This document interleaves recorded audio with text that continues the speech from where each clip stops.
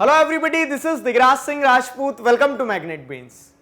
इस वीडियो में हम क्या पढ़ने वाले हैं? इस वीडियो में हम पढ़ेंगे एनसीईआरटी सॉल्यूशन। किस चैप्टर के? तो जिस चैप्टर को थ्योरी पार्ट पे पूरी तरह से कंप्लीट कर चुके हैं, क्लास 8 सिविक्स का चैप्टर है लॉ एंड सोशल जस्टिस। इस चैप्टर के सारे टॉपिक, सब टॉपिक, हर चीज को कॉम्प्रिहेंसिवली हम डिस्कस कर चुके हैं। बचा क्या है?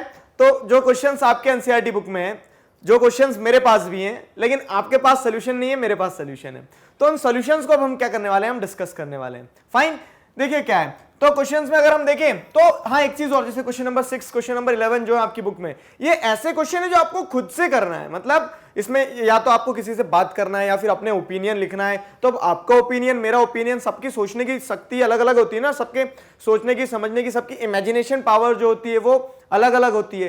तो वहां पे आपको अपनी कंसाइंस, अपनी बुद्धि का इस्तेमाल करना है। ठीक है, अब देखो क्या है यहाँ पे। Question number 1, talk to workers. For example वो वर्कर्स कोई भी हो सकते हैं, construction worker, farm worker, factory worker, ठीक है, और वर्कर एट एनी शॉप, कहीं पे भी वर्कर हो सकते हैं। फिर क्या करना है?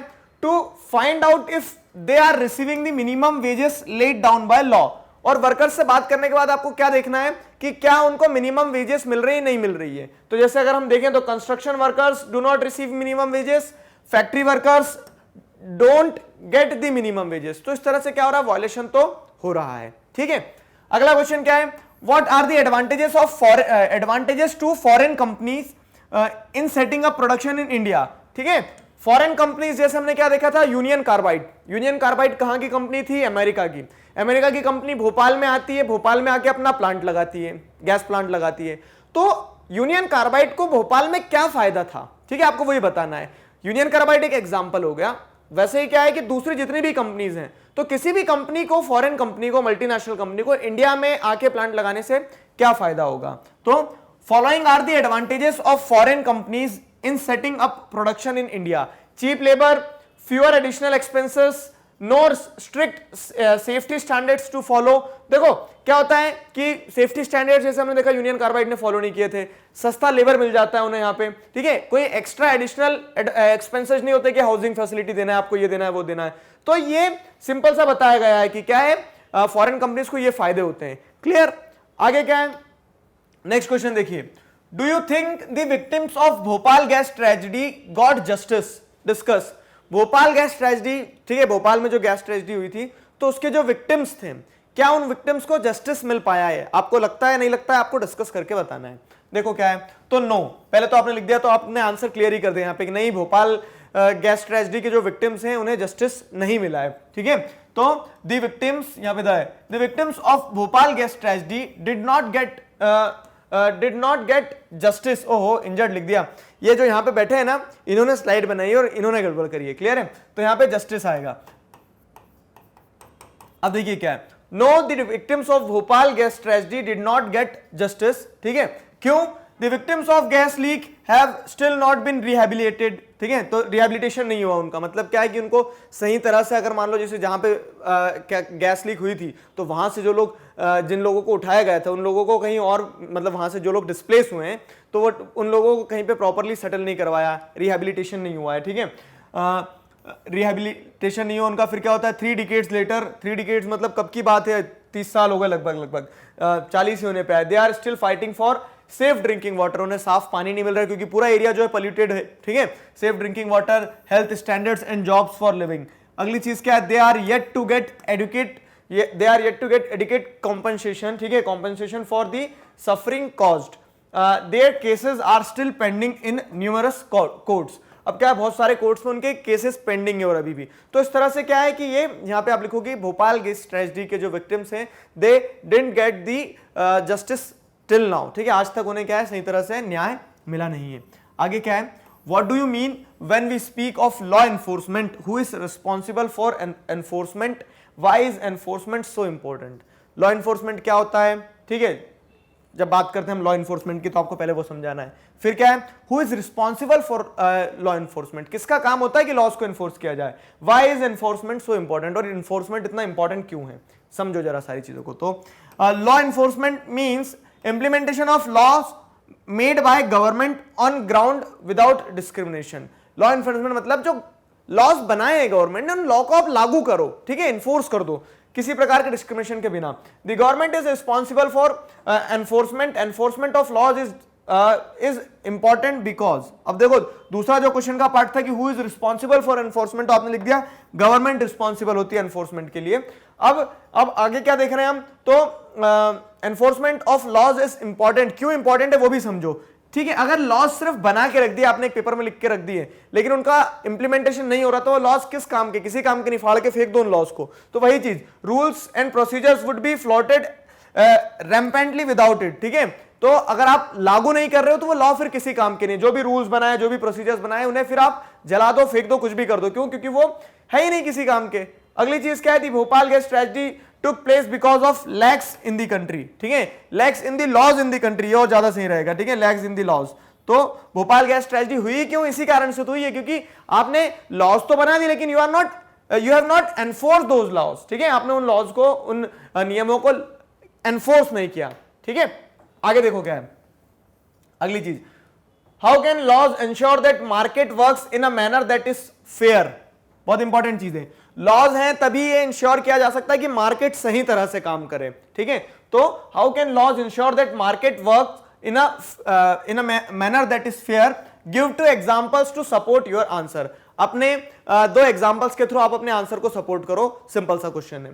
क्या चीज है, laws can ensure that market works in a fair manner by, ये दो पॉइंट है हमारे पास, enforcing the laws against black marketing. अब देखो आपको ये सिंपल सी चीजें बताना है कि लॉज मार्केट को कैसे स्टेबलाइज करके रख सकते हैं, मार्केट में कुछ गड़बड़ ना हो। तो अब देखो मार्केट में ब्लैक मार्केटिंग होती है, ब्लैक मार्केटिंग मतलब क्या है कि सब काले कलर का सामान बेचते हैं, नहीं ऐसा नहीं है। ब्लैक मार्केटिंग मतलब ये होता है कि आप प्रोडक्ट को गलत तरह से बेच रहे हैं, ज्यादा प्राइस पे बेच रहे हैं, ठीक है, ऐसा प्रोडक्ट बेच रहे हैं जो शायद नहीं बेचना चाहिए, जैसे नशीली दवाएं बेच रहे हैं, तो ये ब्लैक मार्केटिंग हो गई, ठीक है। ब्लैक में चीजों को बेचना, ब्लैक में चीजों को बेचना, जैसे मैं एक अच्छा एग्जांपल देता हूं कि कुछ ड्रग्स ऐसे होते हैं, ड्रग्स मतलब आप वाले ड्रग्स मत लेना जैसे मूवी में दिखाते हैं, ड्रग्स मतलब कुछ दवाइयां ऐसी होती है जो बिना गवर्नमेंट की परमिशन के आप बेच नहीं सकते हो, लेकिन हम यहाँ पे क्या देखते हैं कि ब्लैक मार्केटिंग करते हुए, काला बाजारी जो होती है, तो लोग कुछ क्या कहते हैं, बिलो द काउंटर धीरे से ज्यादा पैसे लेके क्या करते हैं, बेच देते हैं प्रोडक्ट। तो अगर क्या होता है, लॉस बनेंगे ब्लैक मार्केटिंग के अगेंस्ट में, ठीक है। Black marketing by regular surprise checks to curb hoarding of items, ठीक है। तो क्या होता है कि जैसे आपने देखा होगा कि गवर्नमेंट के ऑफिसर जो रहते हैं तो वो सरप्राइज चेक पे पहुंच जाते हैं, सरप्राइज चेक, सरप्राइज इंस्पेक्शन पे पहुंच जाते हैं, एक तरह से रेड डालते हैं ना जिसे बोलते हैं। तो वो क्या करते हैं, दुकानों में चेकिंग करते हैं कि कहीं किसी ने प्रोडक्ट्स को होल्ड करके तो नहीं रखा। होर्डिंग मतलब क्या होता है कि जैसे कोई नशीली दवाएं बेच रहे हैं तो उन्होंने कहीं ना कहीं स्टोर करके रखी होगी ना, तो उसे होर्डिंग कहा जाता है, ठीक है, ताकि क्या हो, ताकि आप उस प्रकार की जो होर्डिंग वगैरह हो रही तो उन्हें रोक सको, कर्ब कर सको।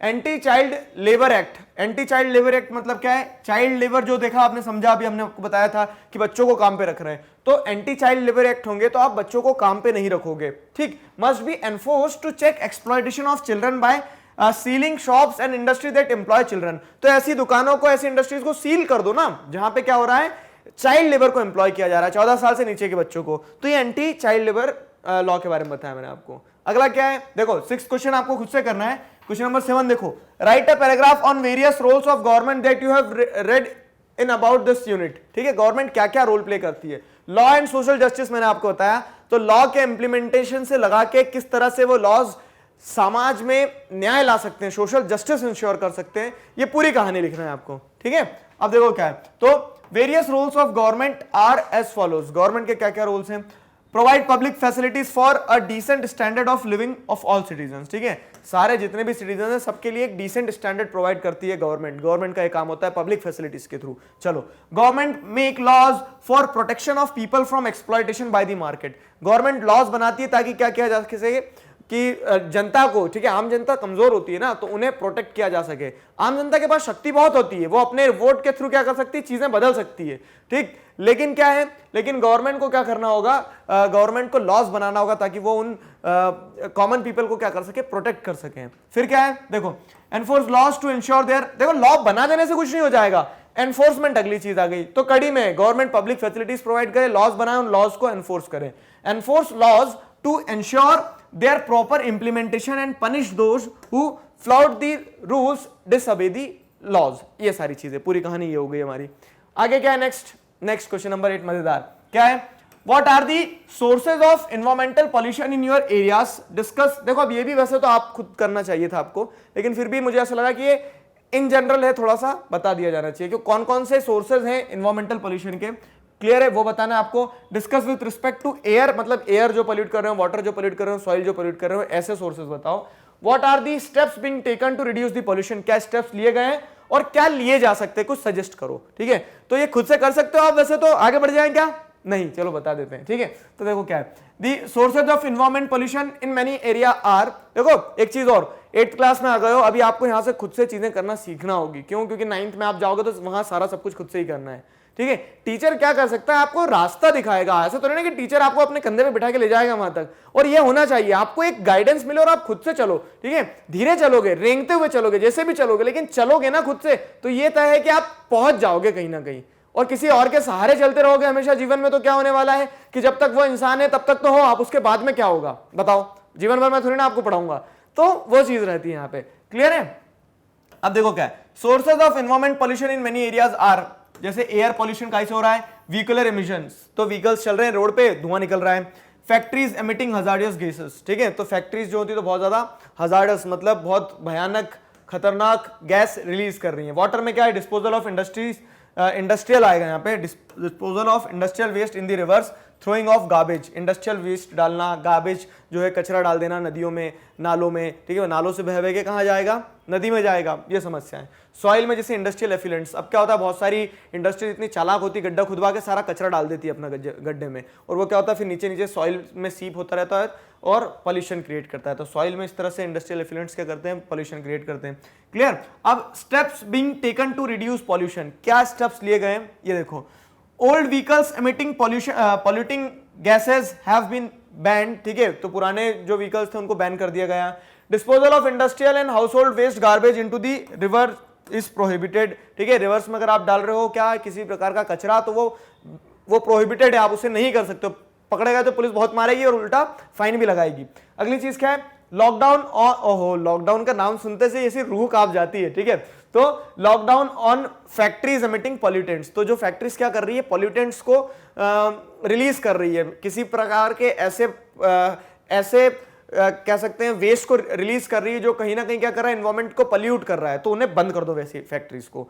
फिर क्या होता है, सम अदर सजेशंस, कुछ और सजेशंस, ये आपको देना है लेकिन मैं बता देता हूं, जैसे promote environment friendly ways of disposing waste, ठीक है, तो क्या है, वेस्ट भी ऐसा निकालो जो एनवायरमेंट फ्रेंडली है, और जो आप वेस्ट कर भी रहो तो एनवायरमेंट फ्रेंडली क्या है, जैसे रीयूज, रिसाइकल वाली चीजें जो होती है ना, तो आप ये करो। ठीक है, generate awareness among citizens about the harmful effects of polluting the environment. अब लोगों को आप अवेयर कर दो, जैसे हमने आगे भी देखा था कि अगर आप लोगों को अवेयर कर दोगे, raising awareness is one of the best thing, आप लोगों को अवेयर कर दो तो उससे क्या होता है कि उससे prevention is better than cure वाली कहानी होगी ना, कि आपने लोगों को अवेयर कर दिया तो गलत होना ही नहीं है, क्योंकि लोग अवेयर्ड है कि हाँ यार एनवायरमेंट को हम पॉल्यूट करेंगे तो उसके हमारे ऊपर इंपैक्ट होने वाले हैं, बारिश ज्यादा होगी, टेम्परेचर बहुत बढ़ जाएगा, ये सारी दिक्कतें होने वाली है। ठीक है, क्वेश्चन नंबर 9 क्या है, how was environment treated earlier, what has been change in perception, discuss. Classical question कि पहले किस तरह से एनवायरमेंट को ट्रीट किया जाता है, आज किस तरह से ट्रीट किया जाता है, और जो चेंज हुआ परसेप्शन में, लोगों का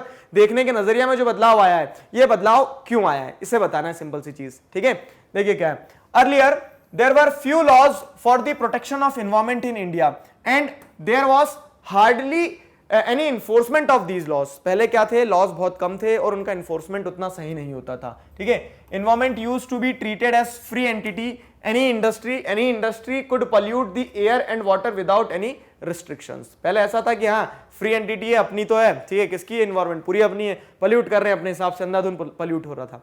अब लेकिन वैसा नहीं होता है, there has been change in perception with regard to the environment. ठीक है, specially after the Bhopal gas tragedy, Bhopal gas tragedy के बाद में बहुत ज्यादा परसेप्शन में बदलाव आया, गवर्नमेंट भी टाइट हुई है और लोगों को भी समझ में आया कि भैया एनवायरमेंट को प्रोटेक्ट करना बहुत ज्यादा जरूरी है, ये इंडस्ट्रीज नहीं तो एनवायरमेंट को खा जाएगी। ठीक है, फिर क्या होता है, तो which took place in 1984, it has been realised that the environment needs to be protected for the health and welfare of people as well as future citizens. Environment जो है, तो एनवायरमेंट ऐसा नहीं है कि आपको संपत्ति के फॉर्म में मिली है, you have not inherited the environment from your forefathers, आपके पूर्वजों ने छोड़ के नहीं गए आपके लिए। ठीक है, you have borrowed it from your children. ठीक है, आपने अपने बच्चों से बोरो किया एनवायरमेंट को। अब जो चीज उधार ली होती है तो वो क्या करना होती है, वापस देना होती है, तो आपको उसको प्रोटेक्ट करके रखना है। क्लियर?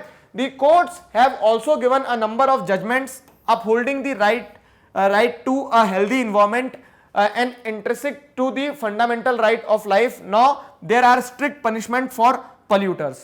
इस चीज को समझो क्या है कि कोर्ट जो है, तो कोर्ट्स ने अपनी अलग अलग बहुत सारी जजमेंट्स में बोला है कि एनवायरनमेंट जो है तो फंडामेंटल राइट को एंजॉय करने के लिए एक सेफ क्लीन एनवायरनमेंट का होना बहुत ज्यादा जरूरी है, ठीक। Now there are strict punishments for polluters, और जो पॉल्यूट करेगा उसके ऊपर स्ट्रिक्ट पनिशमेंट लगाई जाएगी, ठीक है। ये हो गया। अगली चीज क्या है, अगली चीज ये देखो, तो what do you think the famous cartoonist R.K. Lakshman is trying to convey in this cartoon? How does it relate to the 2016 law that you read about on page 123? अब देखो ये बहुत अच्छी चीज है, ये कार्टून जो है ना, ये कार्टून के थ्रू आपको समझना है। जरा कार्टून समझ लो, कौन कहाँ पे, आंटी ए, ठीक है, आंटी बी, दो आंटी हैं। अब क्या हो रहा है, आंटी बी का बच्चा और आंटी बी के बच्चे के पास में एक और बच्चा, ठीक। अब आपकी बुक में भी यहाँ पे अगर उतना क्लियर नहीं हो तो देखना, तो ये बच्चे के ऊपर क्या है, बैग वैग रखा है, बहुत सारा वजन रखा हुआ है, ठीक है, और पीछे से आर के लक्ष्मण क्या कर रहे हैं, स्नीक पीक डाल रहे हैं, क्लियर। अब देखो क्या चीज है, तो आंटी बी क्या कहती है पता है कि इट्स रियली क्रूअल, ठीक है, burdening kids like this, I had to hire that boy to help my son, ठीक है। वो बोलती कि कितना एक तरह से कितना क्रूर है ये कि बच्चों को इस तरह से स्कूल वाले वजन में दबा दे रहे हैं, इतनी सारी कॉपी किताब बुलवा रहे हैं। मैंने तो अपने बच्चे के लिए इस बच्चे को क्या कर लिया, हायर कर लिया है, ताकि ये मेरे बच्चे का वजन ढो सके। अब इनका बच्चा बच्चा है और ये बच्चा नहीं है क्या, बताओ कैसी बात करते हैं, ठीक है। तो अब यहाँ पे क्या है, the cartoonist is trying to convey how child labour works in our society, clear है। In this cartoon we see that a rich woman has hired a child to carry the school bag of her own child, ठीक है, whereas one goes to school, another does not get even that and is instead employed in labor. अब समझ लो जरा क्या है, ठीक है, मैंने पढ़ दिया, आपने पढ़ लिया, पढ़ने में मजा नहीं आया, लेकिन समझो, समझने में ज्यादा मजा है। क्या है कि हम देख रहे हैं कि यहाँ पे चाइल्ड लेबर के बारे में बताया गया है इस कार्टून के थ्रू। कैसे है कि आंटी ने अपने बच्चे के वजन को उठाने के लिए एक दूसरे बच्चे को हायर कर लिया, तो दोनों ही बच्चे हैं ना, चाइल्ड लेबर तो चाइल्ड लेबर होता है, चाहे वो किसी का भी चाइल्ड हो, तो उस सेंस में ये गलत है, उस सेंस में गलत है। और वो जो बच्चा है तो वो चाइल्ड लेबर भी हो रहा है, उसी के साथ मतलब चाइल्ड लेबर की जो प्रॉब्लम है उसे भी फेस कर रहा है, साथ ही साथ में वो स्कूल नहीं जा पा रहा है, ठीक है। अब क्या होता है, law passed by the government in October 2006 bans child under 14 years of age from working as domestic servant or as a worker in dhabas, restaurant, tea shop etcetera. Government ने 2006 में लॉ पास किया जिसके हिसाब से 14 साल से नीचे के बच्चे को अगर आप किसी भी प्रकार के काम पे एंगेज कर रहे हो अपने यहाँ पे डोमेस्टिक वर्कर की तरह, ठीक है, आपने देखा होगा ना ढाबे वगैरह पे जो छोटू वगैरह होते हैं, तो अगर वो 14 साल से नीचे है तो आपके ऊपर पनिशमेंट होगी, ठीक है, वही चीज होती है। It made employing these childrens a punishable offence. इस तरह से अगर आप 14 साल से नीचे के बच्चों को एम्प्लॉय कर रहे हो तो वो एक पनिशेबल ऑफेंस है, ठीक है। Anyone found violating the law must be ban. देखो यहाँ पे कुछ गड़बड़ हो गया, ठीक है, anyone found violating the ban must be penalise. अच्छा, ठीक है, तो मतलब इस तरह का जो बैन लगाया है, उस बैन को जो भी वायलेट कर रहा है उसको क्या किया जाएगा, पनिश किया जाएगा, ठीक है। ban must be penalized with a punishment ranging from jail term to fine or both। तो punishment कैसे मिल सकती है, उसके ऊपर जेल टर्म भी हो सकती है, फाइन भी लग सकती है, और दोनों चीजें भी हो सकती है। What the rich woman is depicting as doing in the cartoon is violation of the law. और यहाँ पे जो रिच वुमेन आपको आंटी बी दिख रही है ना, वो जो कर रही है तो वो वायलेशन ऑफ लॉ है, ठीक है। आप चाइल्ड लेबर को प्रमोट कर रहे हैं यहाँ पे, आप एक वो भी तो बच्चा है छोटा किसी ना किसी का, ठीक है, तो इस तरह से ये गलती हुई है। आई होप आपको एनसीईआरटी सोल्यूशन जो थे इस चैप्टर के पूरी तरह से समझ में आए। हमने सारे क्वेश्चन डिस्कस कर लिए लगभग जो 2 क्वेश्चन खुद से करना है वो आपको खुद से करना होगा, और बताइएगा कमेंट सेक्शन में आपसे हुए या नहीं हुए। इसी तरह से हमारा चैप्टर पूरा कंप्लीट होता है, पूरा चैप्टर कंप्लीट होता है, पूरी क्लास 8 सिविक्स कंप्लीट होती है। I hope you found it enjoyable, ठीक है, मजा आया, क्लियर। पढ़ते रहिए, रिवीजन करते रहिए। एक आपको मूल मंत्र देके जा रहा हूं मैं, किस चीज के लिए, एनसीईआरटी के लिए, कि आपको एनसीईआरटी को पढ़ना है, थोरोली पढ़ना है, ठीक है, और कोई बाहर की रेफरेंस बुक पे मत जाओ, सिर्फ एनसीईआरटी पढ़ो, समझो, वीडियो लेक्चर देखो जैसे समझ में आ रहा है, और बार बार रिवाइज करते रहो, क्लियर है। All the best for your exams. किसी प्रकार के डाउट है तो feel free to ask in comment section. Till then stay connected, keep learning. Thank you very much.